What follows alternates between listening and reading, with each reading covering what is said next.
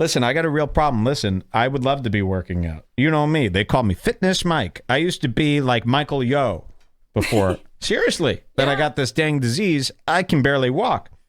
It's true. People think it's funny. You know, the only thing getting by, people go, well, how does he do the show? Well, first of all, I drag myself out of my hell to do the show.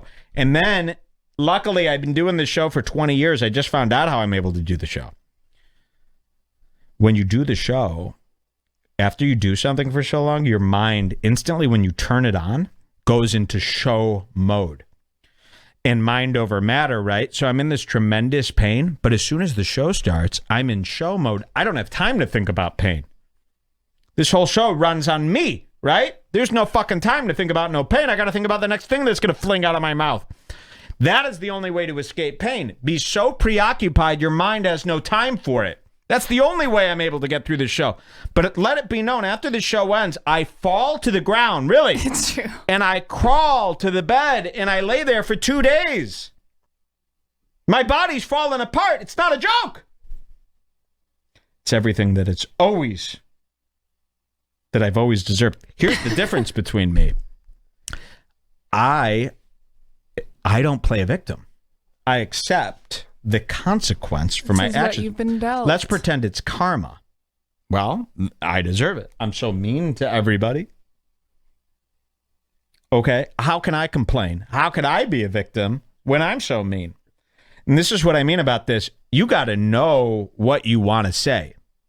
And you got to accept the consequences. If you don't accept consequences for the things you say, then the things you say you didn't mean.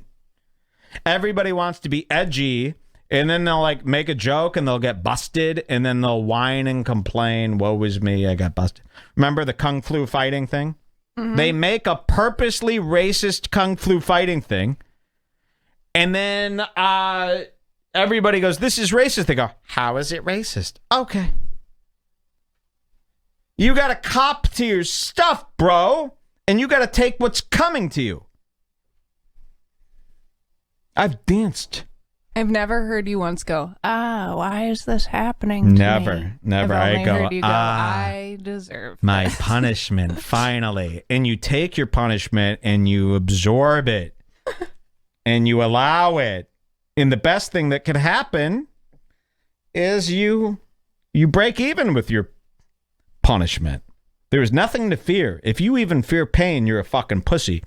That's why I hate all these guys. They're like, I don't want to be broke. It'll hurt. So? You can't hurt? What's wrong with hurting? You're what are you, good at magic? Absorbing hurt, though. I hate pain. I love pain, man. Not self-inflicted pain, but I love pain. I was the guy who like didn't even care. That's why I always talk shit to people in school, and they're like, you're going to get beat up. I'm like, I don't care if I get beat up. I don't even care if you punch me in the face. So what? It stings for like a minute, but I got out some bangers on you over the whole year. Like, I would rip on people all the time in high school, and they'd be like, dude, you're going to get your ass kicked. How do you? So everyone else, the reason they don't make fun of people is out of fear of getting their ass kicked. I was like, all right, so you get your ass kicked once. They're not going to beat me up every day. You know, that would be crazy. That's like what, are you going to tie me to a chair and keep hitting me? No, you'll beat me up once really quick. It'll be like 2 seconds of pain, and then I'll be back to making fun of you. Anthony Cumia probably has a voodoo doll of you that he paid $150 grand. Oh my God. You know how many people have voodoo dolls of me? It's insane. That's why I've been cursed so many times. You know how many witches I fucked with? Seriously, I've talked about this on the show many times. There was a witch at Walgreens. A witch? My God. There are witches. There's certain people who know there are actual witches. Now, I'm not saying they're magical. I'm not saying they have supernatural powers. There are plenty of women who practice witchcraft. And there's nothing supernatural about cursing someone. That's what people don't get. And some of these women are so twisted, they've practiced it for so long, they could will your pain into existence based on pulling your hair out of your head at a CVS. I was at a CVS pharmacy, or it could have been a Walgreens, and I walked past a witch. I'm not kidding. And I've told you the story before. What did she say? Let's see if the chat can guess it. What did the witch say? Can I guess? No, I want to see if the chat can guess. Someone already guessed. They did? Brandon89092. Okay, and what did they say? Baby. Look at that. I don't even have a chat in front of me. I told this story years ago.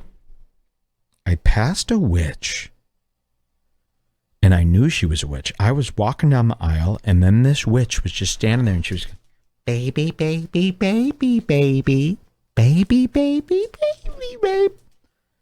And what was the story? Something scary. Another time, I passed by a psychic shop. They were selling tarot cards and readings, and this woman was out front, big hippie woman out front trying to sell me a thing. I was there for this one. And she goes, psychic readings, psychic readings, psychic readings. I go, ain't nobody coming into your shop, scam artist. Ha ha ha ha ha. And she immediately went, Stanste donde un bungalow, grande due dande tambulo, grande.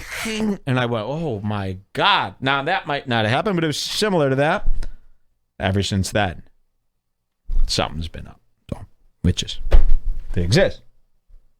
They're just women that are bitches. Wicked bitches, man.